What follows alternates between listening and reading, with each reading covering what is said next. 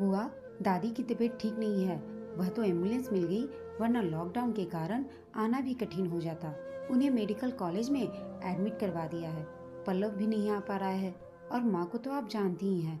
ऐसी स्थिति में वह बहुत नर्वस हो जाया करती हैं। यदि आप यहाँ आ जाएं तो। फोन पर परेशान सी सुकन्या ने कहा। क्या माँ बीमार हैं? पहले क्यों नहीं बताया सुकन्या? शब्द निकलने को आतुर थे कि मनीषा ने अपनी शिकायत मन में दबाकर कहा। तू चिंता मत कर, मैं शीघ्र से शीघ्र पहुंचने का प्रयत्न करती हूँ। सुदेश, जो ऑफिशियल कार्य से विदेश गए थे, कल ही लौटे थे। उन्हें 14 दिन का क्वारंटाइन पूरा करना था। मनीषा ने उनके लिए खाना, पानी तथा फल इत्यादि कमरे के दरवाजे पर रखे स्टूल पर रख दिया तथा सुकन्या की बात उन्हें बताते हुए उनसे कहा कि वह जल्दी से जल्दी घर लौटने का प्रयत्न करेगी। आवश्यकता के समय लॉकडाउन में एक व्यक्ति तो जा ही सकता है। सोचकर उसने गाड़ी निकाली और चल पड़ी। गाड़ी के चलने के साथ ही बिगड़ैल बच्चे की तरह मन अतीत की ओर चल पड़ा। सुकन्या उसकी पुत्री न होकर भी उसके दिल के बहुत करीब है। वह उसके भाई शशांक और अनुराधा भाभी की पहली संतान है। घर में 20 वर्ष पश्चात जब बेटी ने जन्म लिया तो सिवाय माँ के सबने उसका उत्साह से स्वागत किया था। भाई की तो वह आंखों का तारा थी, नटखट और चुलबुली। अनुप्रिया भाभी के लिए वह खिलौना थी। माँ की एक ही रट थी कि उन्हें घर का वारिस चाहिए। उनकी जिद का परिणाम था कि 1 वर्ष पश्चात वारिस भी आ गया। माँ तो पल्लव के आने से अत्यंत प्रसन्न हुई। भाभी पल्लव का सारा काम करके यदि सुकन्या की ओर ध्यान देती तो माँ खींच कर कहती, न जाने कैसी माँ है जो बेटे पर ध्यान ही नहीं देती है। अरे बेटी तो पराया धन है, ज्यादा लाड जताएगी तो बाद में पछताएगी। माँ, इसीलिए तो इसे ज्यादा प्यार देना चाहती हूँ। बेटा तो सदा मेरे पास रहेगा, तब इसके हिस्से का प्यार भी तो वही पाएगा ना। कहकर वह मुस्कुरा देती और माँ खींचकर रह जाती। कहते हैं कि खुशी की मियाद कम होती है। यही भाभी के साथ भी हुआ। 30 वर्ष की कमसिन उम्र में ही राजन भैया 2 फूल उनकी झोली में डालकर एक एक्सीडेंट में चल बसे। भाभी की अच्छी भली जिंदगी बदरंग हो गई थी। कच्ची उम्र में विवाह हो जाने के कारण भाभी की शिक्षा अधूरी रह गई थी। मामूली नौकरी कर शहर में रहना पिताजी उनके ससुर जी को नहीं भाया था। वैसे भी वे उन लोगों में थे जिन्हें औरतों का घर से निकलना पसंद नहीं था। पिताजी भाभी और बच्चों को अपने साथ गांव ले आए। यह सच है कि उन्होंने भाभी को किसी तरह की कमी नहीं होने दी, किंतु माँ उन्हें सदा भाई की मृत्यु का दोषी मानती रही। इसलिए उनके कोप का भाजन भाभी के साथ नन्ही सुकन्या भी होती। यह सब पापा की अनुपस्थिति में होता। नतीजा यह हुआ कि भाभी तो चुप हो ही गई, जबकि नन्ही 10 वर्षीय सुकन्या डरी डरी अपने ही अंतः कवच में कैद होने लगी। पिताजी के सामने खुश रहने का नाटक करते करते भाभी थक गई थी। रात के अंधेरे में मन चित्कार कर उठता तो वह अवश्य बैठी चित्कार को मन ही मन दबाते हुए अपनी खुशी सुकन्या और पल्लव में ढूंढने का प्रयास करती। उसकी जिंदगी एक ऐसी कटी पतंग के समान बन गई थी जिसकी कोई मंजिल नहीं थी। बस दूसरों की सोच एवं सहारे जीना ही उनका आदि और अंत हो चला था। ससुराल के अलावा उनका कोई और था भी नहीं। माता पिता बचपन में चल बसे थे। जिन चाचा ने उन्हें पाला पोसा, विवाह किया, वे भी अब नहीं रहे थे। चाची अपने बेटों के सहारे जीवन बसर कर रही थी। शशांक भाई की मृत्यु पर वह शोक जताने आई थी, साथ में अपनी व्यवस्था भी जता गई। आज के युग में जब अपने भी पराये हो जाते हैं तो किसी अन्य से क्या आशा। भाभी ने स्वयं को वक्त के हाथों सौंप दिया था। जब भी मनीषा जाती तो भाभी दिल का दर्द उसके साथ बांटकर हल्की हो लेती थी। भाभी के लाइलाज दर्द को वह भी कैसे कम कर पाती। माँ से इस संदर्भ में बात करती तो वह कह देती कि तू अपना घर देख, मुझे अपना घर देखने दे। वह पापा को सारी बातें बताकर घर में दरार नहीं डालना चाहती थी, अतः भाभी चुप ही रहती। माँ सदा से ही डोमिनेटिंग थी। उन्हीं की इच्छा के कारण वह भी ज्यादा नहीं पढ़ पाई थी, किंतु उसका भाग्य अच्छा था जो पिताजी की मजबूत स्थिति के कारण उसके ससुर ने अपने IITN बेटे के लिए न केवल उसे चुना वरन उसकी इच्छा अनुसार पढ़ने की उसे इजाजत भी दी थी। आज वह PhD करके महिला विद्यालय में प्रोफेसर है। पल्लव अपने पिता के समान तीक्ष्ण बुद्धि का था। वह इंजीनियर बनना चाहता था। जब वह पढ़ने बैठता तो दादी का प्यार उस पर उमड़ आता। वह स्वयं उसे अपने हाथ से खिलाती, जबकि सुकन्या को कुछ खिलाना तो दूर, जब भी वह पढ़ने बैठती माँ कहती, अरे घर का काम सीख, किताबों में आंखें न फोड़। हमारे घर की लड़कियां नौकरी नहीं करती हैं।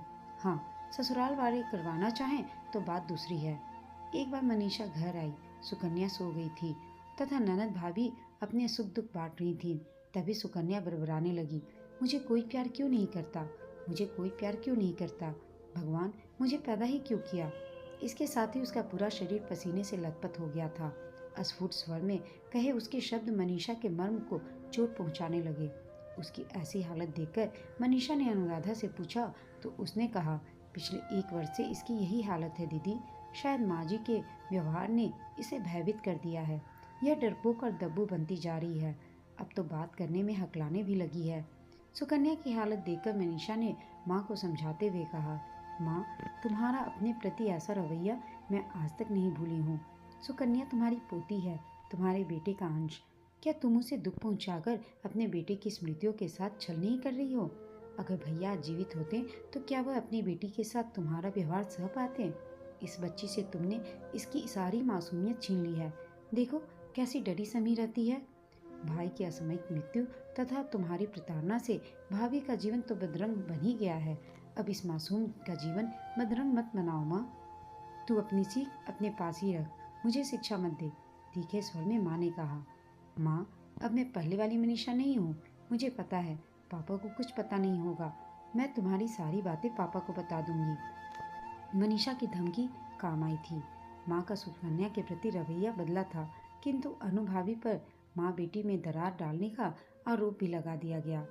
मनीषा ने जाते हुए पल्लवी से कहा, बेटा, रो रो कर जिंदगी नहीं जी जाती।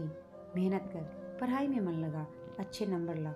जब तू कुछ बन जाएगी तो तेरी यही दादी तुझे प्यार करेंगी। वह तुझे कमजोर करने के लिए नहीं, वरन मजबूत बनाने के लिए ही तुझे डांटती हैं। मनीषा ने उसके नन्हे दिल में विश्वास की नन्ही लौ जगाई थी। वह जानती थी कि वह झूठ बोल रही है, पर सुकन्या में आशा का संचार करने के लिए उसे यही उपाय समझ में आया था। सुकन्या ने उसकी बात कितनी समझी, किंतु अनुराधा कहती है कि अब वह पढ़ाई में मन लगाने लगी है। परिस्थितियों ने पल्लव को समय से पहले परिपक्व बना दिया था। पल्लव अपने पापा के समान इंजीनियर बनना चाहता था, अतः दादाजी ने उसका दाखिला शहर के बोर्डिंग स्कूल में करवा दिया था। सुकन्या भी धीरे धीरे अपने डर से निजात पाकर पढ़ाई में मन लगाने की कोशिश करने लगी थी। मैट्रिक में सुकन्या के 95% अंक आए तो उसने भी डॉक्टर बनने की अपनी इच्छा दादाजी के सामने प्रकट की। दादाजी जब तक कुछ कहते हैं, दादी कह उठी, लड़कियों को शिक्षा इसलिए दी जाती है जिससे उनका विवाह उचित जगह हो सके। कोई आवश्यकता नहीं डॉक्टरी पढ़ने की। घर के काम में मन लगा। घर संभालने में तेरी पढ़ाई नहीं, वरन तेरी घर संभालने की योग्यता ही काम आएगी। अरे भाग्यवान, अब समय बदल गया है। आजकल लड़कियां भी लड़कों की तरह पढ़ रही हैं और घर भी संभाल रही हैं। मनीषा तेरी वजह से ज़्यादा नहीं पढ़ पाई, किंतु ससुराल में अपनी पढ़ाई पूरी कर कितने ही छात्रों को विद्यादान दे रही है।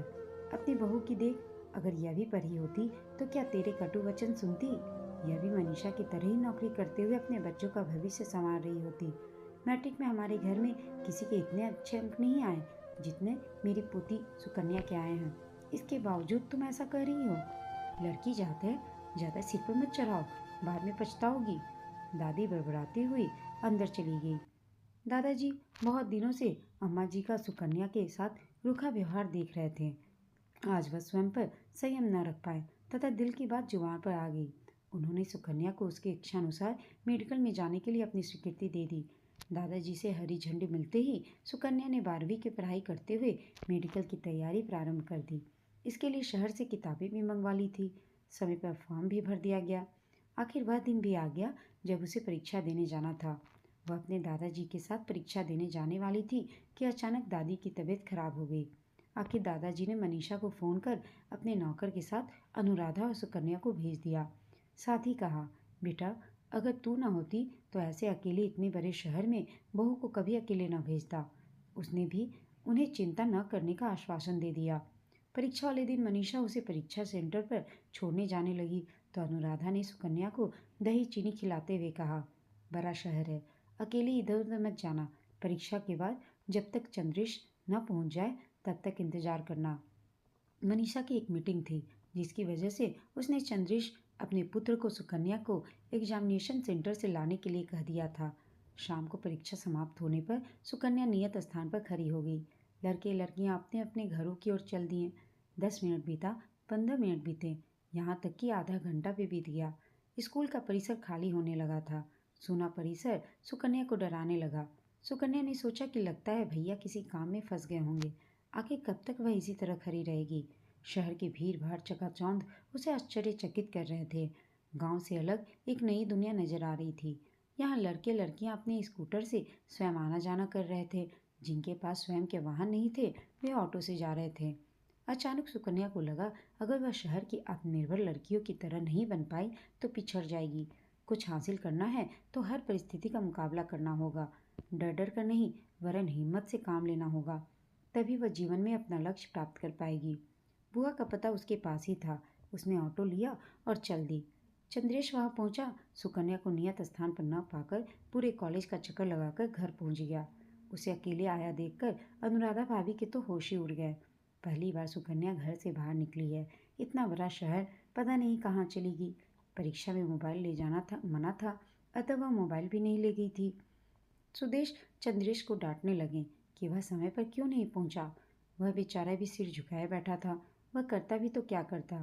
ट्रैफिक जाम में ऐसा फंसा कि चाहकर भी समय पर नहीं पहुंच पाया। उसने तो सुकन्या से कहा भी था कि अगर देर भी हो जाए तो उसका इंतजार कर लेना, पर उसके पहुंचने से पूर्व ही सुकन्या वहां से चली गई थी। इस बीच मनीषा आ गई। मनीषा ने चंद्रेश को एक बार फिर सुकन्या को देखकर आने के लिए कहा। अनुराधा भाभी इधर रोई जा रही थी। मनीषा भी डर गई थी, पर भाभी को समझाने के अतिरिक्त कर भी क्या सकती थी। चंद्रेश जाने ही वाला था कि घंटी बजी। दरवाजा खोलते ही सुकन्या ने अंदर प्रवेश किया। उसे देखकर भाभी तो मानो पागल हो उठी। वह उसे मारती जा रही थी तथा कह रही थी, अकेले क्यों आई? कुछ और दिन इंतजार नहीं कर सकती थी वहाँ? कहीं कुछ हो जाता तो मैं क्या जवाब देती तेरे दादाजी को? बस हो गई पढ़ाई, नहीं बनाना तुझे डॉक्टर। बस तेरा विवाह कर दूँ, मुझे मुक्ति मिल जाए। सुदेश अनुराधा के इस अप्रत्याशित रूप को देखकर अवाक थे। वहीं मनीषा ने भाभी की मना स्थिति समझकर उन्हें शांत कराने का प्रयत्न करने लगी। इसके बावजूद भाभी स्वयं पर काबू नहीं रख पा रही थी। सुकन्या उसे लिपटकर रोती हुई कह रही थी, बुआ आखिर गलती क्या है मेरी? कब तक मैं किसी की बैसाखी के सहारे चलती रहूंगी? आखिर ये बंदिशें सिर्फ लड़की के लिए ही क्यों हैं? क्यों उसे सदा ही अग्नि परीक्षा देनी पड़ती हैं? मैं लड़की हूँ, इसलिए मुझे शहर पढ़ने के लिए नहीं भेजा गया। गांव के ही स्कूल में मैंने जैसे तैसे पढ़ा, जबकि मुझसे 2 वर्ष छोटा भाई, उसे इंजीनियर बनना है, इसलिए उसका शहर के अच्छे स्कूल में दाखिला करवा दिया गया। वह हॉस्टल में रहता है, अकेले वहाँ से आता जाता है। उस पर तो कोई बंदिश नहीं है, फिर मुझ पर क्यों? भाभी, सुकन्या छोटी नहीं है, उसे अच्छे बुरे का ज्ञान है। कब तक उसे अपने आंचल में बांध कर रखोगी? मनीषा ने कहा, मुक्त कर दो उसे इन बंधनों से, तभी तो वह जीवन में कुछ कर पाएगी। क्या तुम चाहती हो कि वह भी तुम्हारी तरह ही घुट घुट कर जिए? जिसके पल्लू से तुम उसे बांध दो, उसी पर अपनी पूरी जिंदगी अर्पित कर दे, अपना अच्छा बुरा भी न सोच पाए। भाभी, तुमने तो अपनी जिंदगी काट ली, पर भगवान न करे इसकी जिंदगी में कोई हादसा हो जाए तो? उसे आत्मनिर्भर बनने दो, कहकर मनीषा ने सुकन्या का अपनी बाहों में भर लिया था। भाभी की परेशानी वह समझ सकती थी। वह उन्हें ठेस नहीं पहुंचाना चाहती थी, पर उस समय अगर भाभी का पक्ष लेती तो सुकन्या के आत्मविश्वास और भावना को ही चोट पहुंचती, जिससे वह अपने लक्ष्य से भटक सकती थी। वह उसे टूटते हुए नहीं वरन सफल होते देखना चाहती थी, तथा यह भी जानती थी कि सुकन्या का पक्ष लेना भाभी को खटकेगा। हुआ भी यही। अनुराधा भाभी आश्चर्य से उसकी ओर देखती रह गई, फिर धीरे से बोली, मनीषा दीदी, आपके दोनों बेटे हैं, आप नहीं समझ पाओगी। लड़की की माँ का दिल क्या होता है, कितनी चिंता होती है लड़की को। भाभी, अगर आपके ऐसे ही विचार हैं तो क्यों यहाँ इसे लेकर डॉक्टरी की परीक्षा दिलवाने लाई? मनीषा ने कहा, अगर कोई भी लड़का देखकर बांध देती उससे, वह इसे चाहे जैसे भी रखता। मन करा करके मनीषा ने कहा। भाभी कुछ नहीं बोल पाई, पर उस दिन के बाद से सुकन्या उसके और करीब आ गई थी। कोई भी परेशानी होती उससे सलाह लेती। बाद में उसने सुकन्या को समझाते हुए कहा था, बेटा, औरत का चरित्र एक ऐसा शीशा है जिस पर लगी जरा सी कीरच पूरी जिंदगी को बदरंग कर देता है। और फिर तेरी माँ तो गांव की भोली भाली औरत है, दुनिया की चकाचौंध से दूर अपने आंचल के साए में फूल की तरह सहेज कर तुझे पाला है उसने। तभी तो जरा से झटके से वह विचलित हो उठी है। तू उसे समझने की कोशिश कर। भाभी सुकन्या को लेकर चली गई। दादी ने जब सुकन्या के विवाह का प्रस्ताव रखा तो वह मना नहीं कर पाई। सुकन्या अपनी लड़ाई अपने आप लड़ रही थी। इस बीच रिजल्ट निकल आया। सुकन्या का नाम मेडिकल की सफल प्रतियोगी की लिस्ट में पाकर दादाजी बेहद प्रसन्न हुए। दादी के विरोध के बावजूद दादाजी ने उन्हें यह कहकर मना लिया, जरा सोचो, हमारी सुकन्या न केवल हमारे घर वरन हमारे गांव की पहली डॉक्टर होगी। मेरा तो सीना चौड़ा हो गया। पिताजी के मन में द्वंद्व था, तो सिर्फ इतना कि सुकन्या शहर में अकेली कैसे रहेगी। तब उसने कहा था, सुकन्या गैर नहीं, मेरी भी बेटी है। अगर आप सबको आपत्ति नहीं हो तो उसकी जिम्मेदारी मैं लेती हूँ। संयोग से उसके शहर में मेडिकल कॉलेज में ही सुकन्या का एडमिशन हो गया। अनुराधा भी सुकन्या का हौसला बढ़ाने लगी, पर माँ का वही हाल रहा। वह नहीं चाहती थी कि सुकन्या डॉक्टर बने। इसी बीच पिताजी चल बसे। सुकन्या टूट गई थी। एक वही तो थे जो उसका हौसला बढ़ाते थे, वरना माँ के व्यंग बाण तो उसके कोमल मन को तार तार करने में कोई कसर नहीं छोड़ते थे। पता नहीं किस जन्म का बैर वह उसके साथ निकाल रही थी। उन्हें लगता था कि घर की सारी परेशानी की जड़ सुकन्या ही है, पढ़ लिख कर नाक ही कटवाएगी। अनुराधा असमंजस में थी। वह ना सास को कुछ कह पाती और न ही बेटी का पक्ष ले पाती थी, क्योंकि अगर वह ऐसा करती तो सुकन्या के साथ सास के व्यंग्यबाणों का शिकार उसे भी होना पड़ता था। जल में रहकर मगर से बैर कैसे लेती। धीरे धीरे सुकन्या ने घर जाना बंद कर दिया। जब भी छुट्टी मिलती वह उसके पास आ जाती थी। आपका गंतव्य आ गया, जीपीएस ने सूचना दी। मनीषा कार पार्क करके रिसेप्शनिस्ट से जानकारी लेकर आईसीयू में पहुंची। उसे देखकर सुकन्या उसके पास आई तथा रुआंसे स्वर में बोली, बुआ, मेरी वजह से दादी की आज ये हालत है। ऐसा नहीं सोचते बेटा, अगर तू नहीं होती तो हो सकता है कि उनकी हालत और भी ज़्यादा खराब हो जाती। आज मनीषा को रास्ते भर अतीत की यादें ताज़ा हो गई थी। विजिटिंग आवर था, अतः सुकन्या उसे लेकर आईसीयू में गई। पानी। दादी की आवाज़ सुनकर सुकन्या उन्हें चम्मच से पानी पिलाने लगी। उसे देखकर माँ ने कुछ बोलना चाहा तो सुकन्या ने कहा, दादी, आपकी तबीयत ठीक नहीं है, आप कुछ मत बोलिए। बुआ, आप दादी के पास रहिए, मैं ज़रा डॉक्टर से मिलकर आती हूँ, देखती हूँ कि दादी क्या क्या हालत है। माँ की आंखों से बहते आंसू न चाहते हुए भी बहुत कुछ कह गए थे, वरना जिस तरह का सीवियर अटैक माँ को आया था, अगर उन्हें तुरंत सहायता नहीं मिलती होती तो न जाने क्या होता। जो माँ कभी उसकी पढ़ाई की विरोधी थी, वही आज उसे दुआएं देती हुई प्रतीत हो रही थी। विजिटिंग आवर समाप्त होते ही मनीषा बाहर आ गई तथा अनुराधा भाभी के पास बैठ गई। दीदी, अगर सुकन्या ना होती तो पता नहीं आज माँ का क्या होता।